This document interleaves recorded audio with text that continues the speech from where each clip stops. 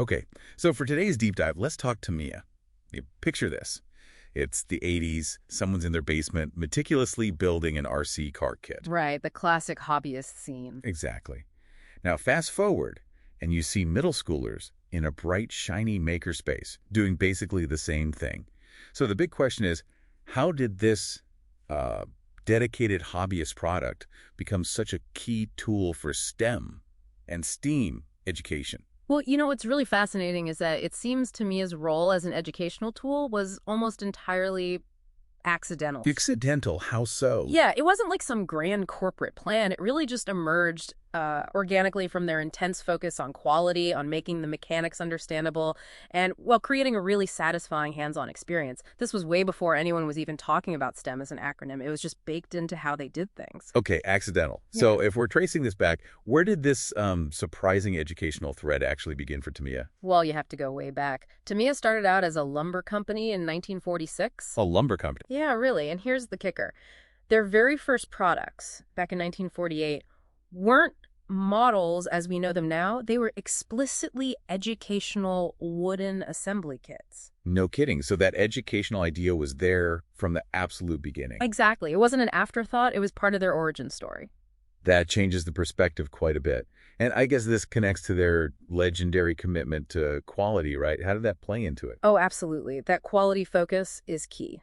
Their motto, first in quality around the world, wasn't just marketing fluff. A pivotal moment was around 1964, they decided to bring metal mold manufacturing in-house. Ah, for the plastic parts. Right. And this meant they could achieve incredible precision. Like, tiny hexagonal bolts were perfectly formed. There was almost none of that annoying extra plastic, the flash, you get with cheaper molds. Which means less frustration for the builder. Precisely. You could focus on understanding how it worked, the engineering principles, instead of wrestling with parts that didn't quite fit. The assembly itself became sort of a lesson in precision.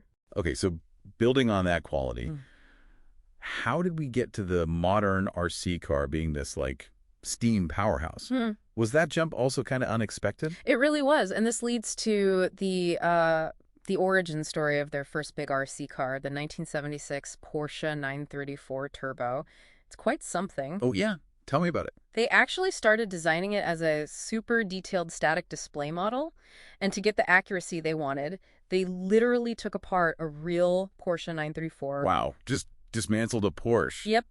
Talk about commitment to the A in STEAM, the art and aesthetics, right? But, the development costs for this static model just went through the roof. Oh, okay, so a problem. A big problem. So they had to pivot. They decided to re-engineer it into an RC car. Instead, that's the engineering part.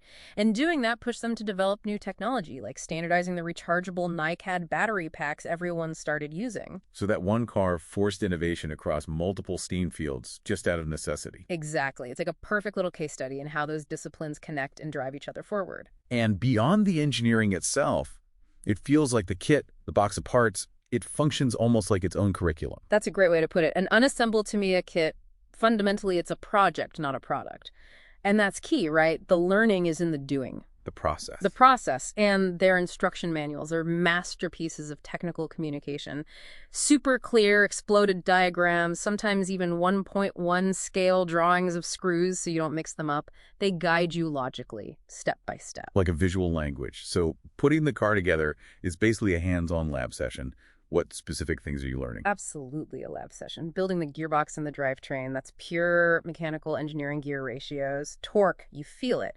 Then the chassis and suspension teaches physics, things like hydraulic damping in the shocks, how independent suspension works. Okay, science, engineering, tech.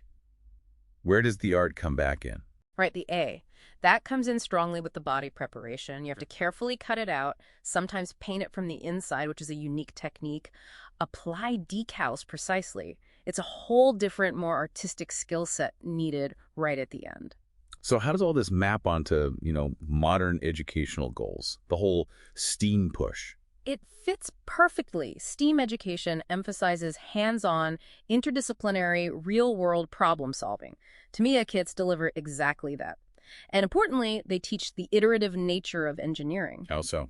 Through upgrades. Precisely. Yeah. The availability of all those hop-up option parts, that's crucial for the improve and iterate stage of the engineering design process. You can start with standard plastic bushings, then maybe upgrade to smoother ball And bearings. measure the difference. Yes, Yeah. collect data, see how it changes performance, optimize it. That's real-world engineering refinement right there in the classroom or, on your workbench. And it's not just the technical stuff, is it? What Yeah. about those soft skills everyone talks about? Yeah, that's a really important point. Building these kits, it absolutely cultivates critical 21st century skills. Things like critical thinking, definitely problem solving. Patience. Oh, loads of patience. Perseverance when something goes wrong. It fosters what educators call a growth mindset. You learn to figure things out. I read about an educator in Hong Kong, Tang Man Han, who uses the simpler Tamiya Mini 4WDs just to teach basic physics and circuits, sparking that kind of ingenuity.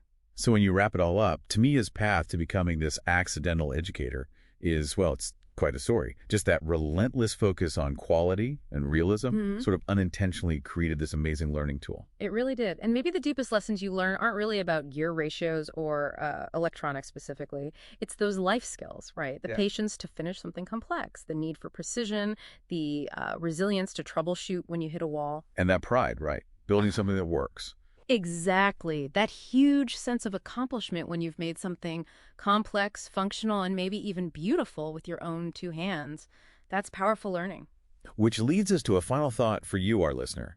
If Tamiya became such an effective learning tool by accident, born from passion for quality, what other powerful, maybe accidental learning tools might be hiding in plain sight all around us? Something to think about.